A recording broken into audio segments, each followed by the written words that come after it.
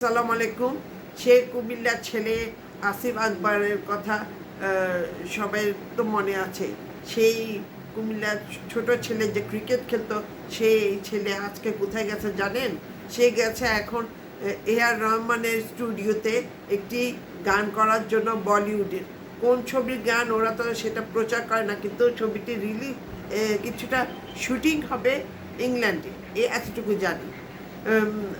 আসিফ আকবর শুধু বাংলাদেশে একজন সফল গায়ক না, সে তাকে অনেকজনে পছন্দ করে, সাবকন্টিনেন্টে অনেকজনে পছন্দ করে তার ভরাট গলার জন্য। সে কিছুদিন আগে গেল এআর রহমানের ওইখানে যেয়ে তার নিজস্ব স্টুডিওতে একটি গান গেয়ে আসছে এবং দুটি গানের জন্য চুক্তিবদ্ধ হয়েছে একটি মিউজিক ইন্ডাস্ট্রি বা কোম্পানির সাথে, এবং পরবর্তীতে সে আরও কিছু গান গাবে।